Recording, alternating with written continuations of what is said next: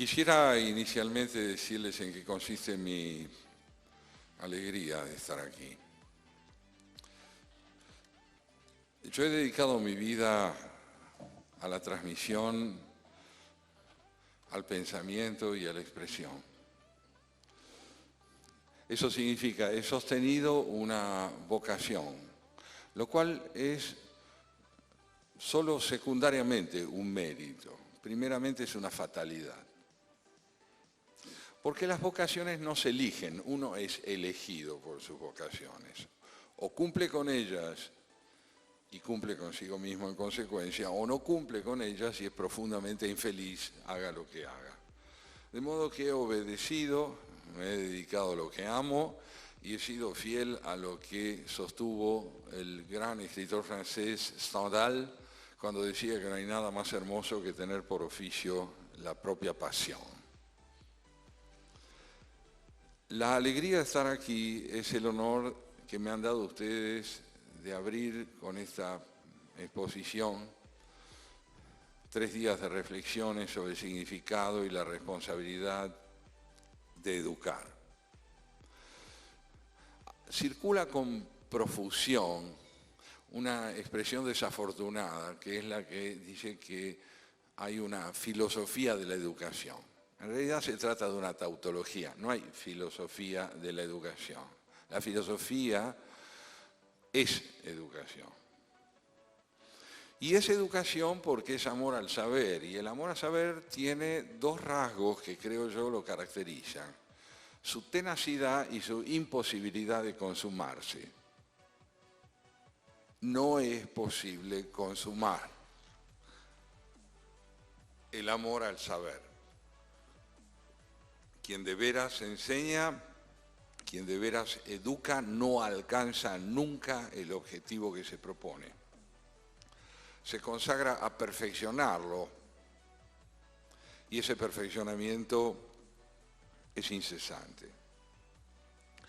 Es el rasgo distintivo de la palabra amor, que en nuestro idioma tiene una connotación muy bella.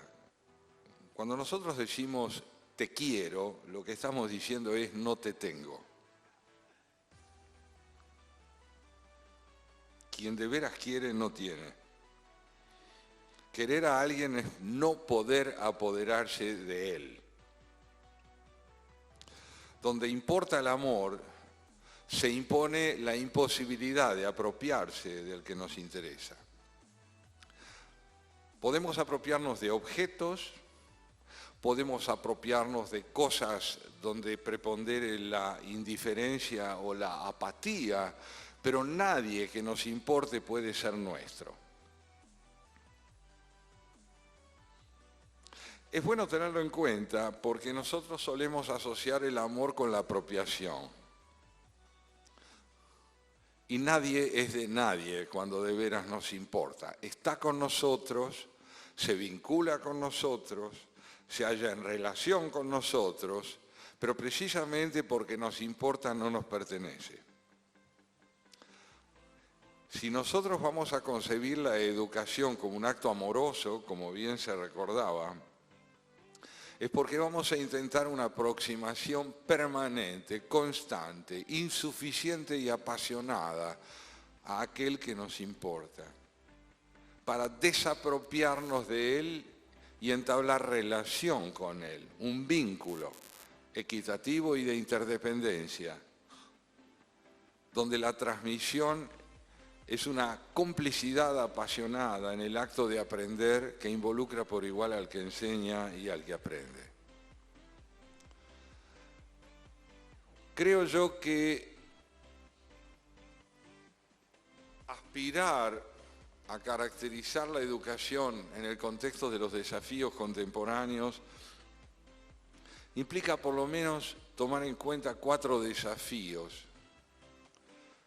que deben estar presentes como subtexto al menos en todo lo que transmitamos, sea cual fuere la índole de la disciplina que tengamos por ventura y por interés convertir en materia de nuestra dedicación. Esos 4 desafíos mínimos son la naturaleza, el progreso, el conocimiento y la globalización. Estos 4 conceptos, me parece a mí, configuran la trama sustancial, sustantiva y fundante de cualquier aprendizaje contemporáneo, sea del orden que fuere, tradicional o tecnológico. Quisiera referirme inicialmente a ellos y a partir entonces de uno de ellos, el de la naturaleza, contribuir en la medida de mis posibilidades a perfilar los desafíos de nuestro tiempo en la educación. Durante centenares de miles de años, la naturaleza fue aquello donde el hombre ha intentado abrirse un lugar. Desde los albores del Homo sapiens en adelante, la naturaleza ha sido contexto y marco del esfuerzo humano por generar una contraparte de lo dado, de lo natural, que se llamó cultura. La cultura, como sabemos, es el resultado de la interacción del hombre con un contexto natural a fin de poder generar condiciones favorables a la subsistencia humana. Pero esta subsistencia tiene distintos significados. Subsistencia en el orden material y subsistencia en el orden del sentido. Cuando solo vivimos para garantizar nuestra subsistencia material, duramos. Ahora, la finalidad de la vida humana no es durar. Es desplegarse incesantemente como tarea.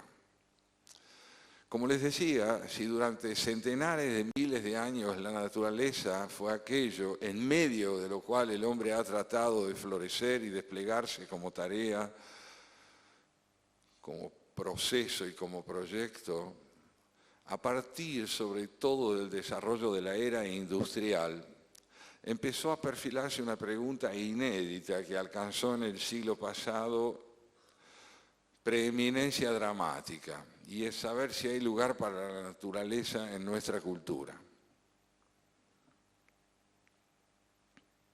Se invierte el planteo. ¿Es aún posible la naturaleza en el mundo humano? El drama medioambiental pone de manifiesto hasta qué punto el hombre es un depredador. Es decir, no solo lleva a cabo las labores necesarias para asegurar su subsistencia y la rentabilidad del medio ambiente, sino que además es devastador. Poco le importa si habrá o no de perdurar el medio ambiente en el cual vive. Tenemos que interrogarnos sobre esto si queremos educar. El problema medioambiental no es más un problema menor, es el problema decisivo del siglo XXI. Saber si la Tierra será oída o no en su demanda de interlocución con el hombre. ¿Qué quiere decir la Tierra? ¿Qué nos está diciendo la Tierra? Cesen en su maltrato porque se las devuelvo. Y si yo no puedo subsistir, ustedes no podrán hacerlo tampoco. Concebir a la naturaleza como objeto de dominio ya no es posible de ninguna manera.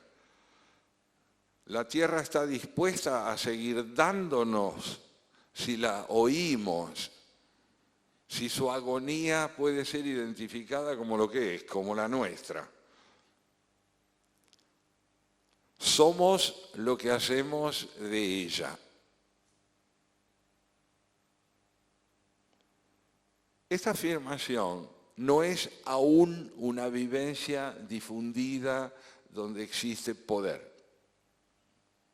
Se suceden los encuentros y las cumbres en torno al problema medioambiental sin que se obre en consonancia con el hecho de que quedan poco más de 2 décadas para tomar las medidas indispensables a fin de que la temperatura medio ambiente no ascienda a 2 grados más y la tierra deje de ser nuestra casa.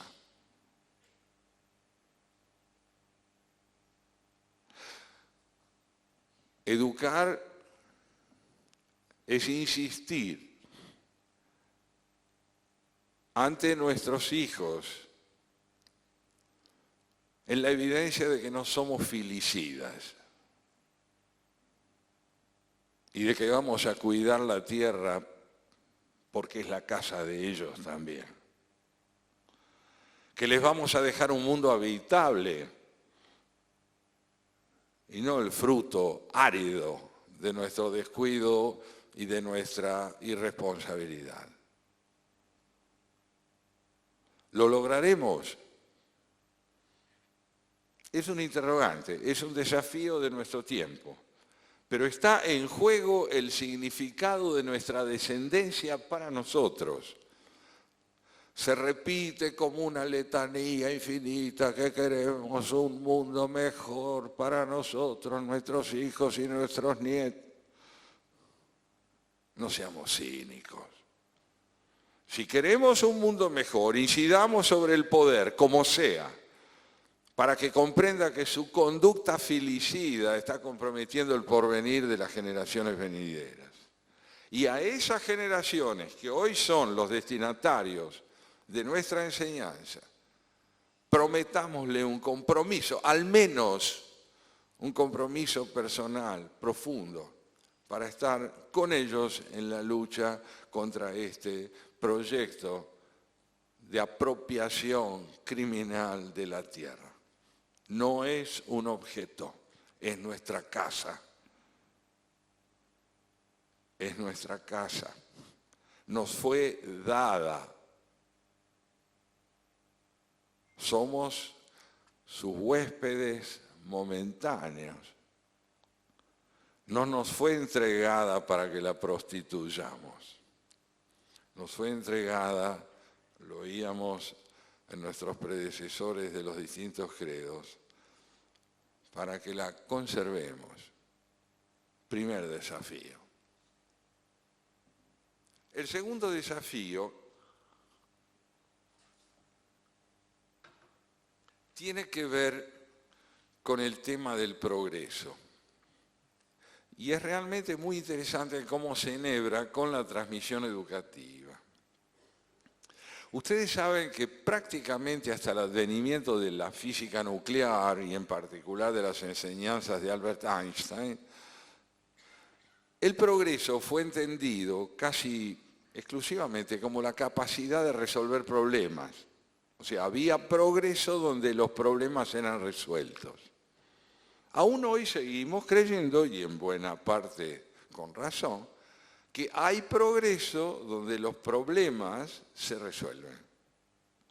Lo que nos enseñó la física contemporánea, no solo ella, pero en nuestro tiempo ella de modo preeminente, lo que nos enseñó la física contemporánea es que hay progreso donde simultáneamente se produce el advenimiento de una solución para el problema pendiente y el descubrimiento de un problema inédito, mediante la solución que alcanzamos.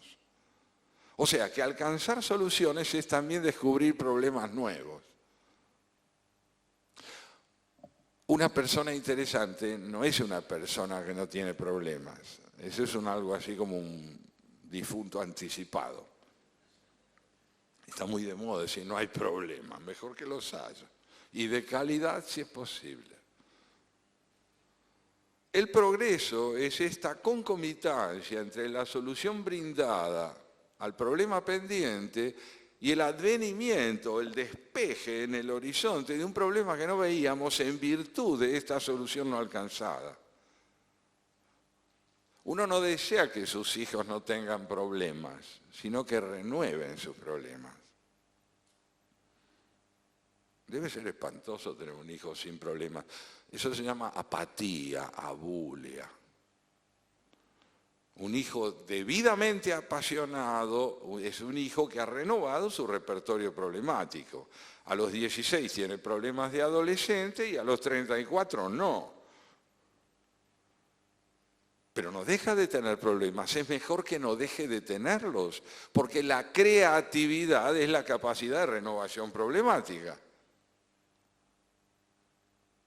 En consecuencia, y gracias a la física en nuestro tiempo, pero a las enseñanzas que provienen de la tradición bíblica y filosófica y literaria de hace 2500 años también, podemos decir que hemos modificado la noción del progreso de tal manera que lo que debemos enseñar es a tener preguntas.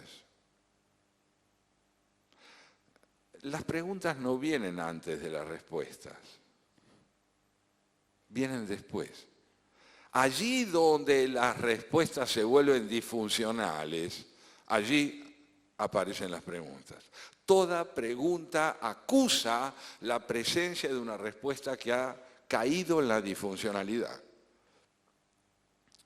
Preguntar no es preguntar cosas que otros saben, es preguntar lo que no sabe nadie. Si yo pregunto qué hora es, alguien me va a decir. Si pregunto qué día es, alguien me va a decir. Si pregunto cuál es el teorema de Tales, alguien me lo va a decir. Pero si pregunto qué sentido tiene mi vida, eso no me lo puede decir nadie. Debo encontrarlo yo mediante el conocimiento del que pueda disponer, pero es responsabilidad personal mía infundirle a esta pregunta la respuesta que me dé sentido. Entonces, enseñar a preguntar significa enseñar a hacerse cargo en forma responsable de la construcción de la propia vida como proyecto. ¿En qué materia? En todas. En todas. Un profesor de matemáticas puede enseñar eso, un profesor de teología, sin duda alguna, el profesor de dibujo, ¿se acuerdan cuando había dibujo? Puede enseñar esto. Porque ¿qué es enseñar esto? Y es empezar por enseñar en qué consiste la soledad de nuestra especie. Mientras conversamos, esto gira en el espacio cósmico, en un lugar, entre comillas lo del lugar, que se llama infinito. Y no sabemos qué quiere decir esa palabra. Uno la dice. El universo, enseña también la física, es un infinito en expansión. Si ustedes pueden hacerse cargo de lo que dije, háganse, yo no entiendo bien lo que digo. Claro, porque nuestra tendencia es a espacializar todo. Si la Tierra está, el verbo es desmedido, si la Tierra está en ningún lugar,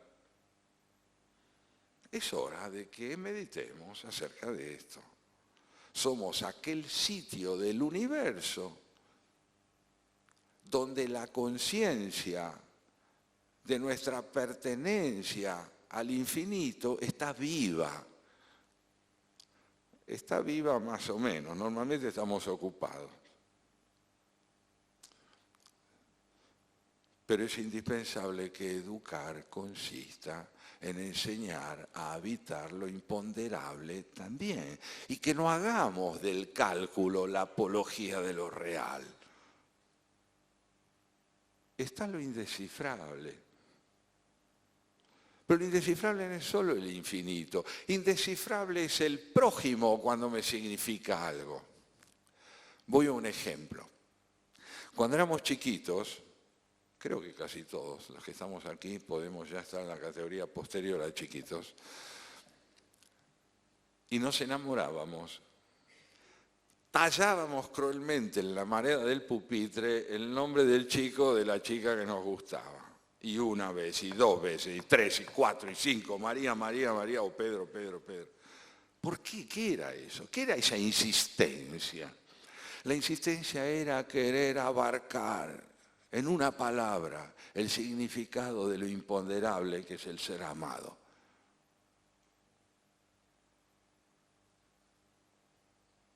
Y no podíamos.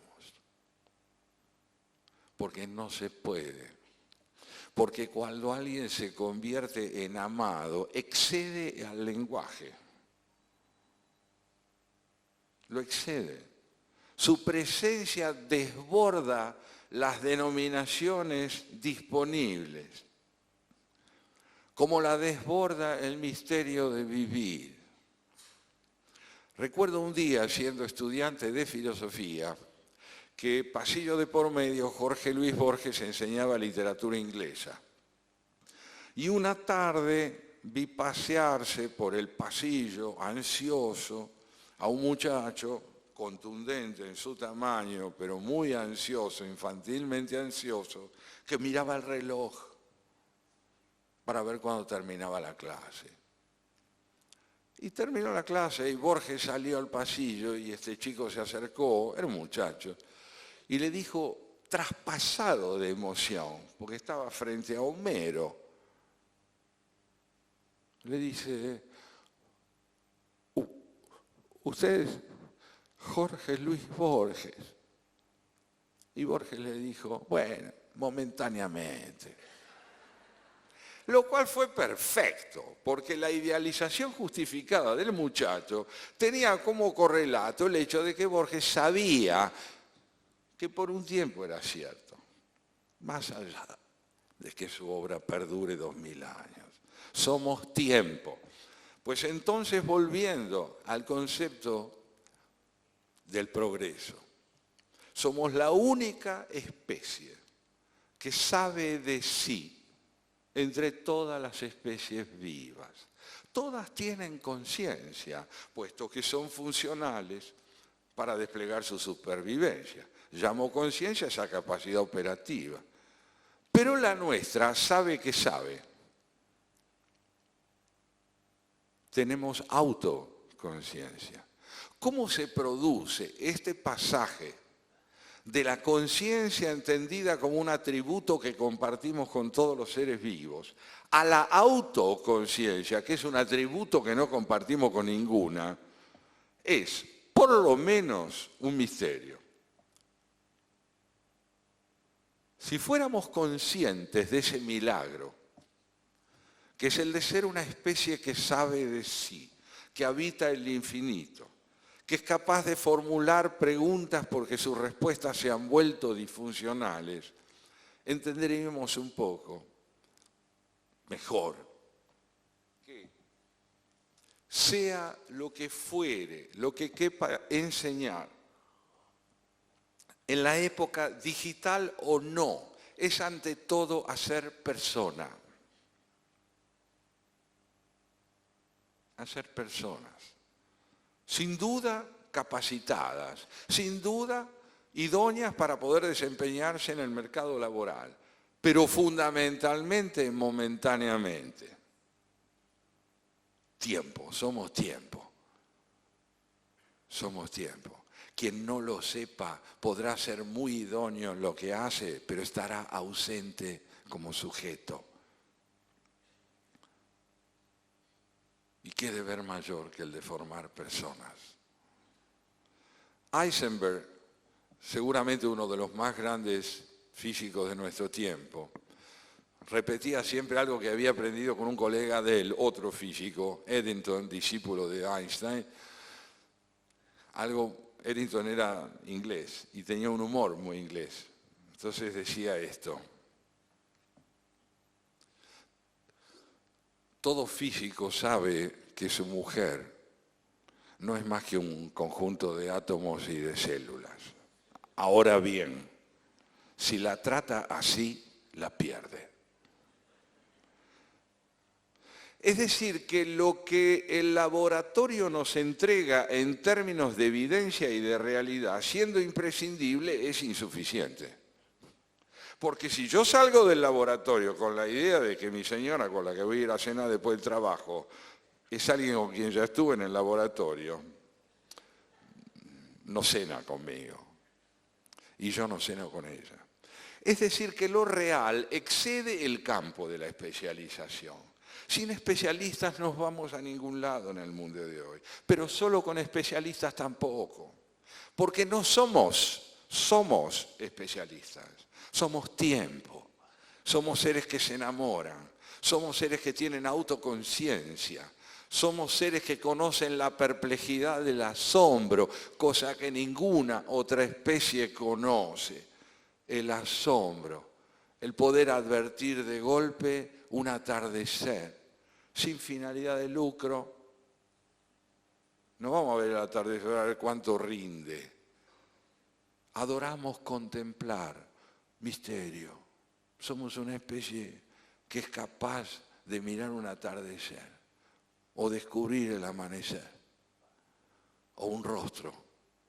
Por primera vez, pese a tenerlo mucho tiempo ante sí, de pronto lo ve. ¿Quiénes somos? Es bueno sostener la pregunta. No le debemos a nadie una respuesta a esa pregunta. Le debemos a todos la responsabilidad de sostenerla. Porque un maestro, entiendo yo, no es el que transmite un saber, es el que transmite la emoción de aprender. La emoción de aprender. Cualquiera que haya enseñado historia sabe perfectamente que es posible dormir una clase de adolescentes hablando del descubrimiento de América, a menos que uno descubra América con lo que cuenta. Y la emoción de contarlo pueda ser legada como un tesoro al que lo escucha. Pero esto exige no solo responsabilidad, no solo saber, exige emoción. Emoción. El profesionalismo puede comprometer la emoción de aprender, porque reduce el conocimiento al saber acumulado. Necesitamos computadoras, conocimiento digital, pero ante todo personas que se sienten en una computadora como personas. Y uno de los riesgos que vivimos en el tiempo de hoy es que la tecnocracia devore la responsabilidad de construir subjetividad. Confiemos en el conocimiento, pero primordialmente desconfiemos del conocimiento. El conocimiento puede ser habitado como un amparo absoluto que no genere responsabilidad subjetiva, sino la idolatría del saber. La idolatría del saber. Todos nosotros, los varones, las chicas en sus carteras, tenemos un hacha de sílex en la cintura llamado móvil. Cuando lo perdemos, nos perdemos. Es una vivencia ontológica, no estoy bromeando. El que pierde su celular está perdido. Digamos, ¿por qué esto ha llegado a ser así? Porque hemos trasladado a los objetos la posibilidad de la identidad.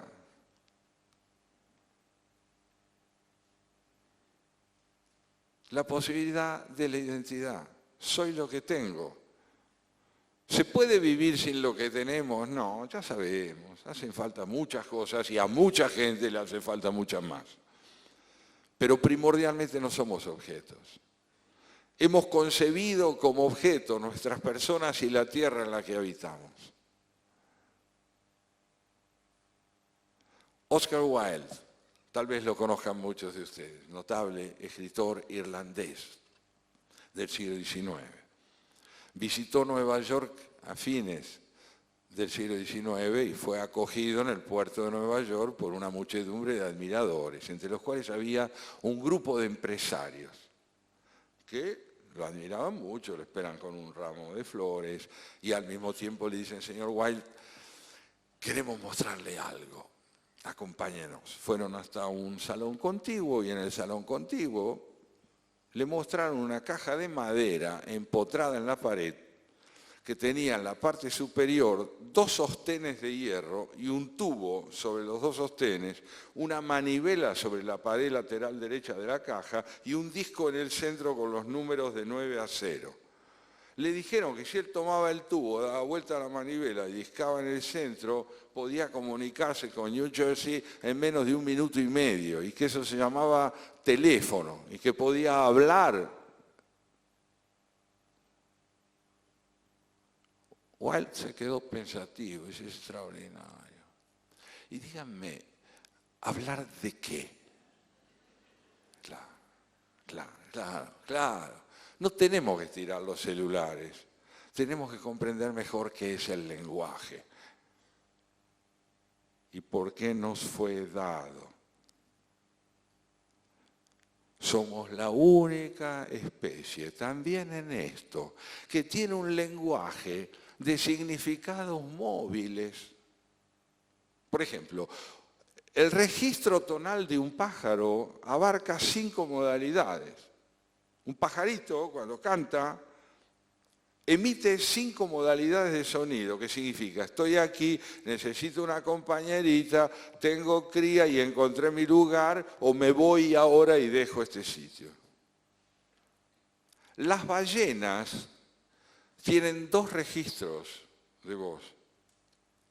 Cuando entran en celo las hembras, los machos lo advierten, pero no porque están con ellas, pueden estar a una enorme distancia. Entonces las ballenas macho emiten un canto que tiene una potencia extraordinaria de llegada que abarca a veces más de 1 kilómetro por las vibraciones que generan en el agua.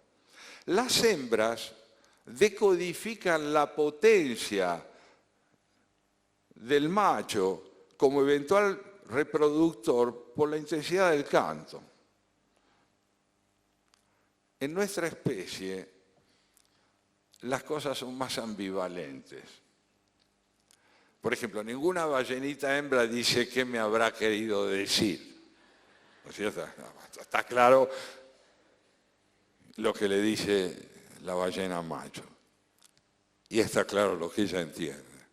Pero en la nuestra el lenguaje no solo depende del orden semántico, de los significados, depende de la tonalidad. Depende de la entonación, depende del contexto. Buen día quiere decir buen día, pero buen día, ¿qué quiere decir? ¿Y por qué así? La palabra es la misma.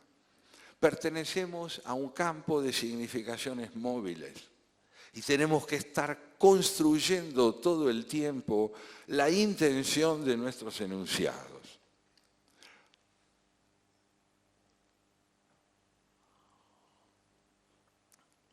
Las palabras, decíamos antes, no abarcan las cosas, señalan en dirección a ellas, son metáforas, se los dice un escritor.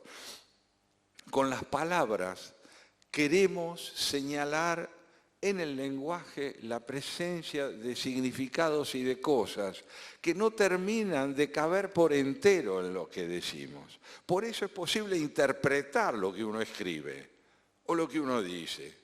Lo que uno dice o lo que uno escribe puede ser interpretado de un modo enteramente distinto al que uno ha querido.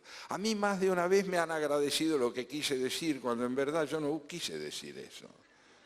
Pero es natural, porque el lenguaje alude, es alusión.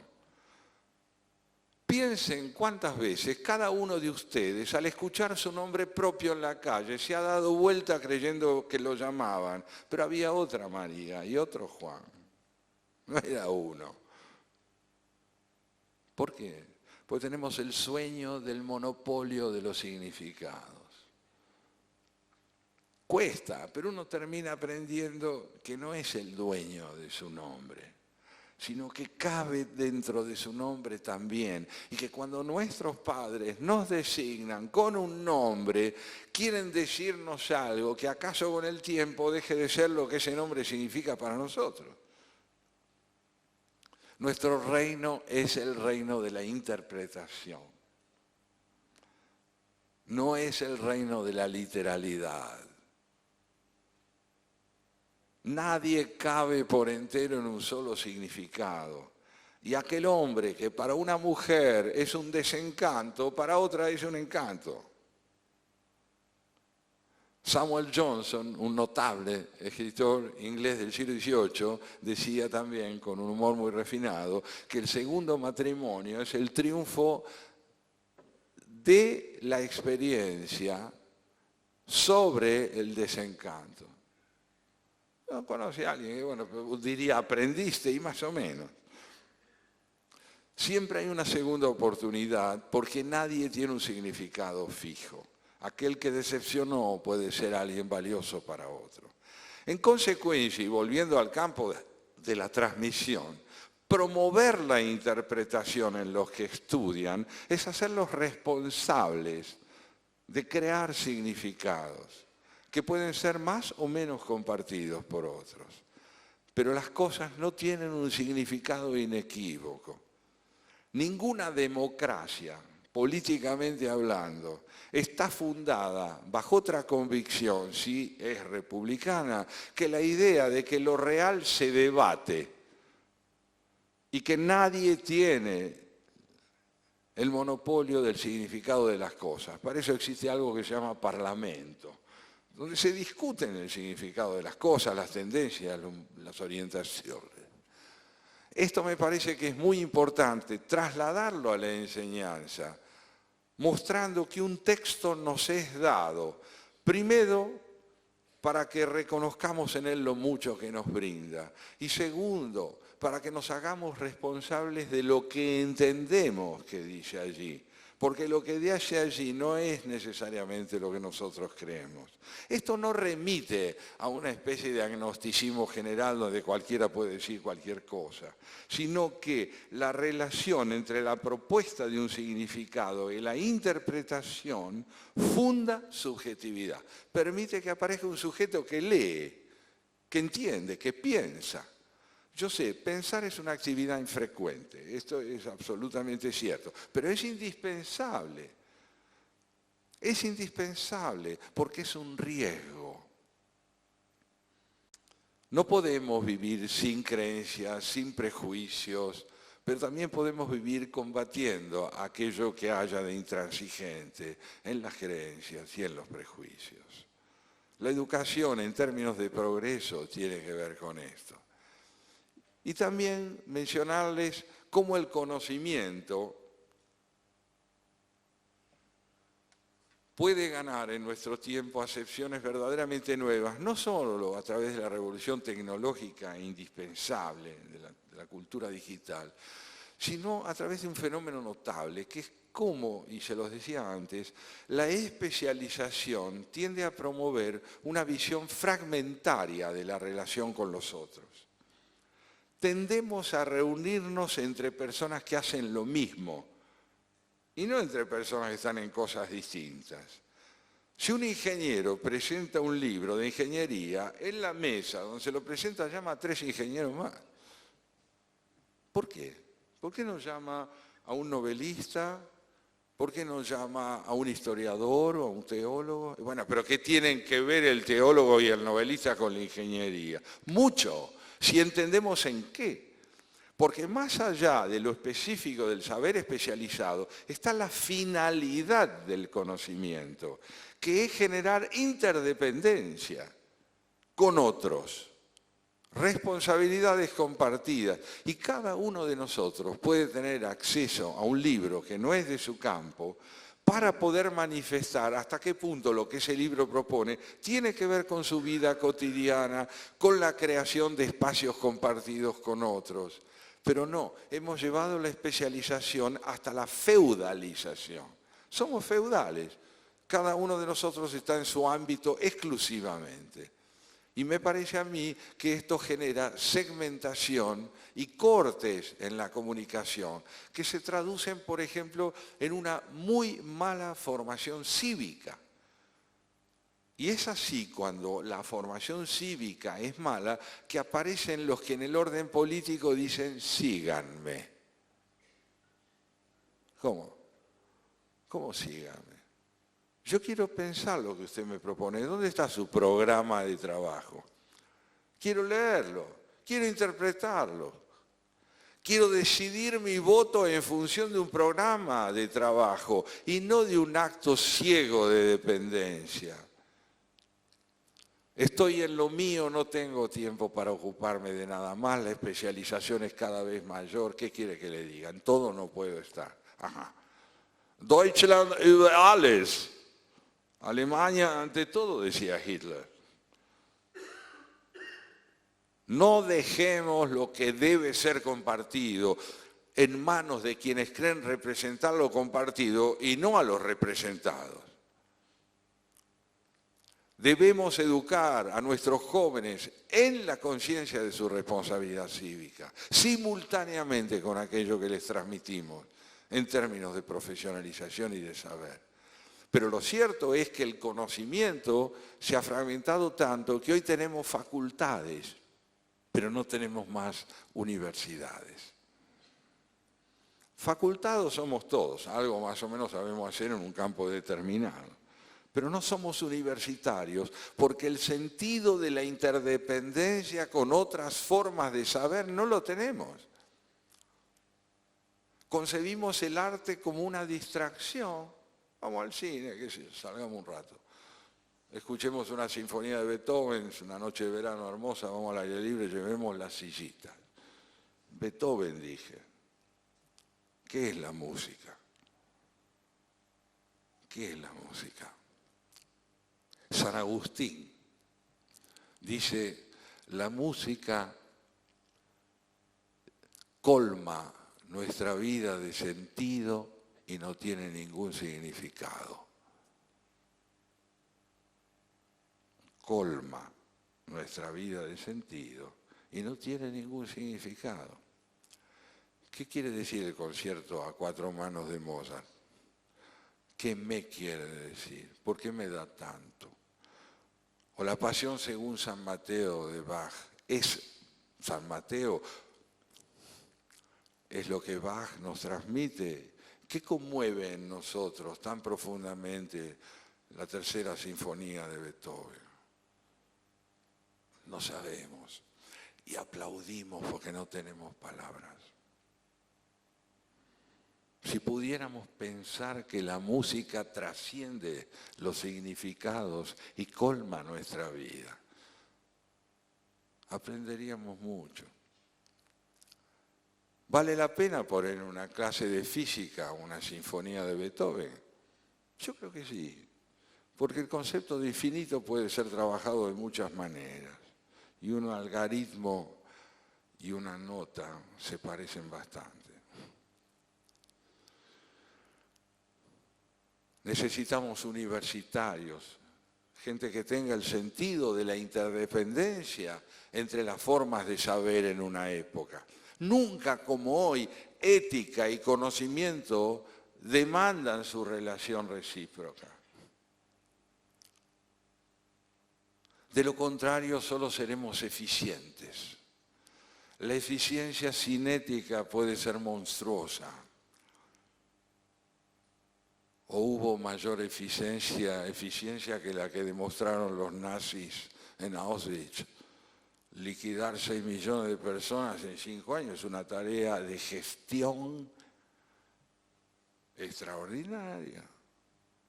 Hay que saber hacerlo. Eran bestias, pero eficiencia no les faltó. Cuidémonos de la eficiencia aislada. Vinculémosla a la ética. Enseñémosles a aquellos que quieren aprender con nosotros que pertenecemos a un tiempo que necesita buscar el espacio de lo complejo y no de las simplificaciones. Y por último, 2 palabras sobre la globalización. A esta globalización de hoy la precedieron muchas otras, no es la primera.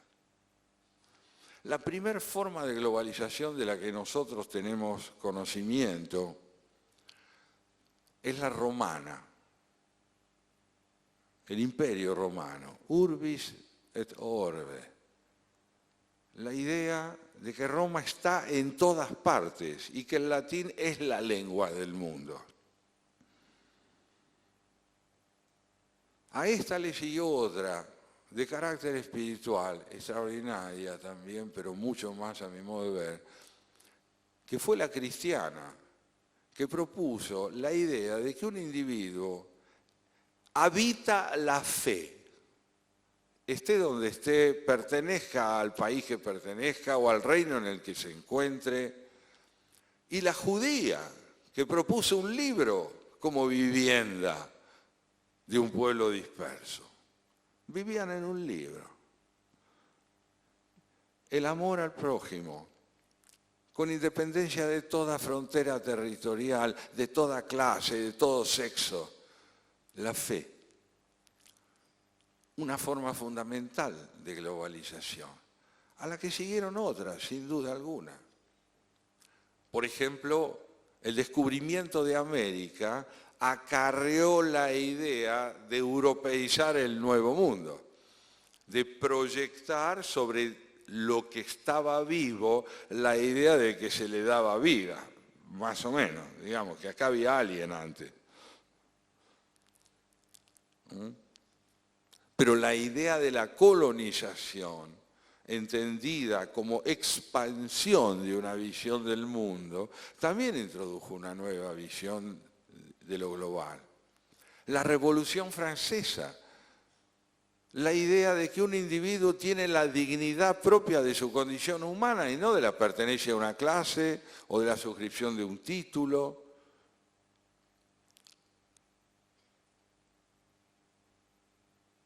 Y luego, claro, por supuesto, la era industrial, la idea de que la industria no pertenece necesariamente a un campo exclusivo de nacionalidad, sino que es un recurso que puede ser universalizado, ciertamente controlado por el poder, pero como objeto de proyección de saber es universal. Y después la nuestra, esta globalización que está orientada hacia la idea de reducir la diversidad a la unidad de una identidad. Y por eso es tan problemática. Necesitamos que se respeten las diferencias en la concepción de la interdependencia. Universalidad del saber, pero con ecuanimidad. Porque de lo contrario se crea una verticalización impuesta por la voluntad de dominio de aquel que extiende su poder por la totalidad de una tierra en desmedro de los que tienen otras formas de cultura.